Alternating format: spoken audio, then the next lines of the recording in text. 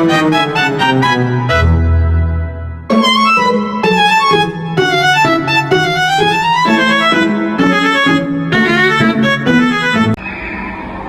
siang Miss Elisa, kami dari kelompok 4 yang terdiri dari Karisa, Marion, Ide, dan Virgi ingin mempresentasikan tentang materi sensor. Selamat menyaksikan! Nah, jadi yang pertama kita bakal bahas pengertian sensor.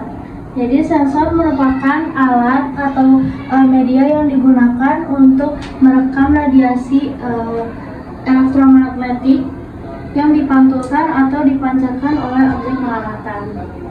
Nah, jadi sensor dapat diklasifikasikan menjadi dua, yaitu sensor pasif dan aktif.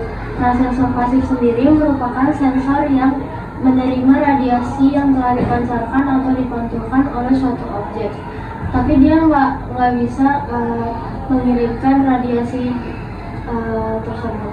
Nah, biasanya sensor pasif ini menggunakan cahaya tampak dan dekat inframerah sebagai sumber tenaga alami. Contohnya itu kayak kamera fotografi dan multispektral 5. Lalu yang kedua ada sensor aktif. Sensor aktif merupakan sensor yang mengirimkan dan menerima radiasi yang dipantulkan atau dipancarkan oleh objek. Nah, jadi sensor aktif ini biasanya menggunakan gelombang mikro atau inframerah sebagai sumber tenaga buatan. Lalu contohnya ada radar dan lindar 5. Yang selanjutnya adalah fungsi dari sensor. Fungsi sensor dalam penginderaan jauh yang pertama adalah untuk membangkitkan atau menangkap energi dari objek yang sedang kita amati. Yang kedua adalah melacak, mendeteksi, dan merekam objek yang sedang diamati. Yang ketiga adalah mencari informasi tentang objek yang sedang kita amati. Yang ketiga dari jenis-jenis sensor yaitu ada sensor optik. Sensor optik merupakan sensor yang menggunakan cahaya yang dipantulkan dari objek yang ada di permukaan bumi untuk menghasilkan suatu gambar. Sensor ini sensor yang dapat bekerja dalam berbagai panjang gelombang, mulai dari sinar tampak hingga sinar inframerah. Dengan menggunakan prinsip pemantulan cahaya, sensor optik mampu menghasilkan gambar yang detail dan berguna untuk pemetaan, pemantauan lingkungan, dan aplikasi lainnya. Kemudian ada jenis-jenis sensor. Jenis-jenis sensor yang pertama yaitu sensor thermal.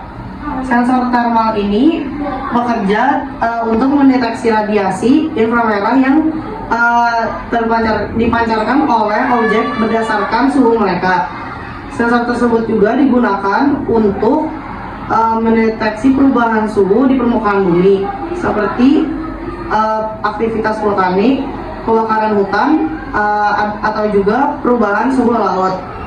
Data yang dihasilkan dari sensor thermal sendiri itu juga bisa memberikan informasi penting dalam pemantauan lingkungan dan deteksi bencana alam secara dini.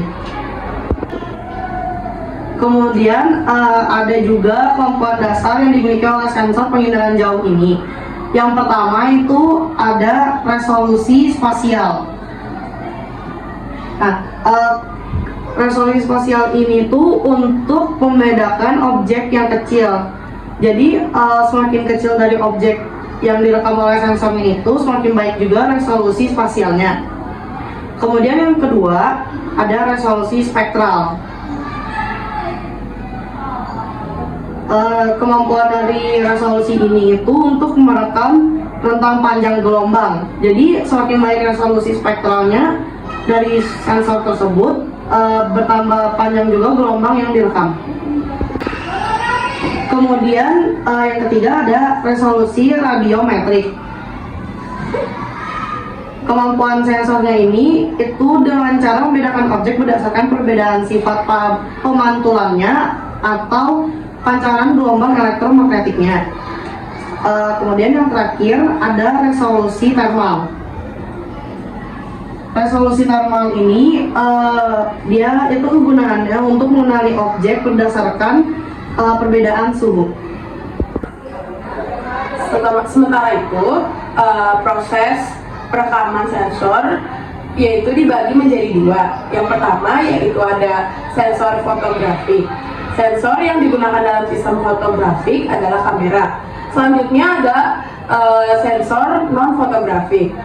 Sensor elektromagnetik atau elektronik yang dipakai dalam sistem non fotografik karena proses perekaman objek tidak berdasarkan pembakaran, tetapi sinyal elektronik yang dipantulkan atau dipancarkan dan direkam oleh detektor.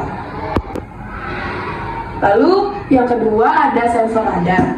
Sensor radar menggunakan gelombang mikro untuk mendeteksi objek di permukaan bumi. Prinsip kerja sensor radar memanfaatkan pantulan gelombang mikro dari objek yang kemudian direkam dan dianalisis untuk menghasilkan informasi tentang bentuk, tekstur, dan pergerakan objek tersebut. Sensor radar sangat berguna dalam pemetaan topografi, pemantauan cuaca, dan deteksi bencana alam. Sekian presentasi yang dapat kami sampaikan. Mohon maaf apabila ada kesalahan. Kiranya materi kami dapat berguna dalam pelajaran geografi. Terima kasih. God bless you. God bless you.